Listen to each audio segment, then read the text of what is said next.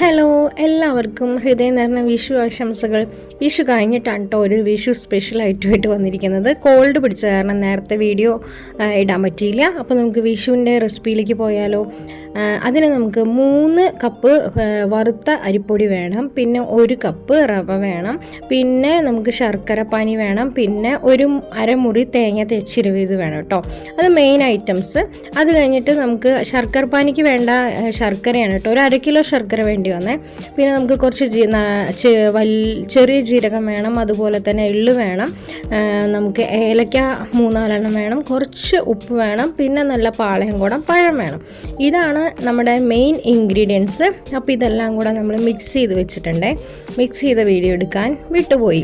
അപ്പോൾ എല്ലാം കൂടെ മിക്സ് ചെയ്തിട്ടുണ്ട്. എല്ലാം കൂടെ നന്നായിട്ട് മിക്സ് ചെയ്തപ്പോൾ ഈ ഒരു കളറിലാണ് വന്നിരിക്കുന്നത് കേട്ടോ. അപ്പോൾ ഈ മിക്സ് നമ്മൾ ഇനി ഒരു 3-4 മണിക്കൂർ റെസ്റ്റ് ചെയ്യാൻ വയ്ക്കുക. അതിന് ശേഷമാണ് മാക്സിമം സമയം വെച്ച് അത്രയും നല്ല ഒരു സോഫ്റ്റായി കിട്ടുക. അപ്പോൾ നമ്മളൊരു 5 മണിക്കൂറോളം വെച്ചിട്ടുണ്ട് കേട്ടോ. അപ്പോൾ ഈ മിക്സ് നമുക്കിങ്ങനെ അടച്ച് ഇവിടെ റെസ്റ്റ് ചെയ്യാനായിട്ട് വെക്കാം.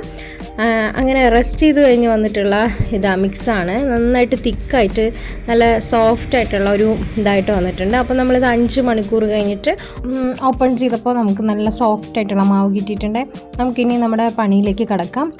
നല്ലൊരു അപ്പക്കല്ലെടുത്തിട്ട് നന്നായിട്ട് ഗ്യാസിൽ വെച്ച് ചൂടാക്കാം.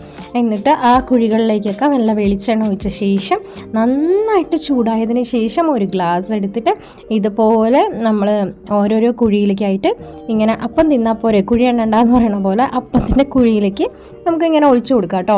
നല്ല രസമാണ് ഇങ്ങനെ ഒഴിക്കണ സമയത്ത്. അതിലേക്ക് വീണ കാണാനൊക്കെ നല്ല രസമായിരുന്നു കേട്ടോ.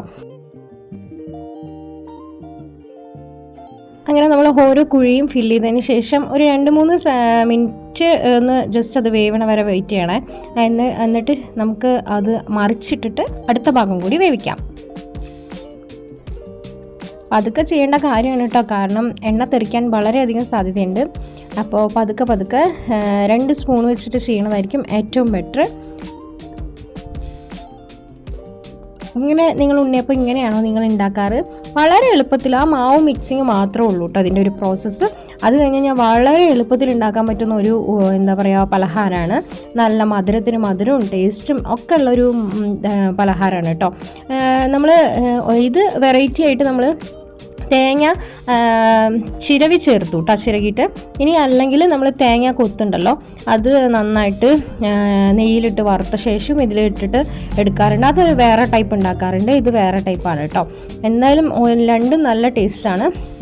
അപ്പോൾ നമുക്ക് നമ്മുടെ ഉണ്ണിയപ്പം ഓരോന്നോരോന്നായി എടുത്ത് ഇപ്പോൾ പാത്രത്തിലിട്ടിട്ടുണ്ട്. നമ്മുടെ അടിപൊളി സോഫ്റ്റ് ആൻഡ് ക്രിസ്പി ആയിട്ടുള്ള ഉണ്ണിയപ്പം ഇവിടെ റെഡിയായി വന്നിട്ടുണ്ട്. കാണുമ്പോൾ തന്നെ അറിയുന്നില്ല, നല്ല പഫി ആയിട്ടുണ്ട്. നല്ല സോഫ്റ്റ് ഉണ്ണിയപ്പമായിരുന്നു കേട്ടോ. നല്ല മധുരം ഉണ്ടായിരുന്നു, നല്ല ടേസ്റ്റ് ഉണ്ടായിരുന്നു. വളരെ നമ്മൾ റവ ചേർക്കുന്നതുകൊണ്ട് നല്ല ക്രിസ്പി ആയിരുന്നു കേട്ടോ, നല്ല ടേസ്റ്റ് ഉണ്ടായിരുന്നു. എല്ലാവരും ഇതുപോലെയൊക്കെ ഒന്ന് ട്രൈ ചെയ്ത് നോക്കണേ. നിങ്ങളുടെ നാട്ടിലും ഇതേപോലെയാണോ ഉണ്ണിയപ്പം ഉണ്ടാക്കണമെന്ന് എല്ലാവരും ഒന്ന് കമൻറ്റ് ചെയ്തോളൂ കേട്ടോ.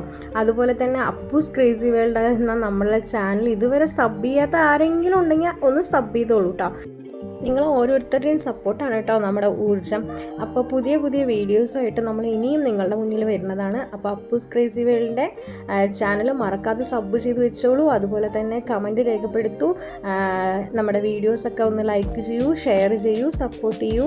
ഇതുപോലത്തെ ഉണ്ണിയപ്പം നിങ്ങൾ ഉണ്ടാക്കാറുണ്ടോ? നിങ്ങളുടെ റെസിപ്പി എന്താണെന്ന് ഒന്ന് കമൻറ്റ് ഇട്ടോളൂ കേട്ടോ. അപ്പോൾ നമുക്കറിയാലോ നമുക്ക് എത്രത്തോളം വെറൈറ്റി റെസിപ്പീസൊക്കെ ഉണ്ടെന്ന്. അപ്പോൾ പുതിയ ഒരു വീഡിയോ ആയിട്ട്, അതും വിഷു സ്പെഷ്യൽ വീഡിയോ ആയിട്ട് തന്നെ ഉടനെ വരുന്നതായിരിക്കും കേട്ടോ. അപ്പോൾ അടുത്ത വീഡിയോ കാണാമേ. അതുവരയ്ക്കും ബൈ. Thank you.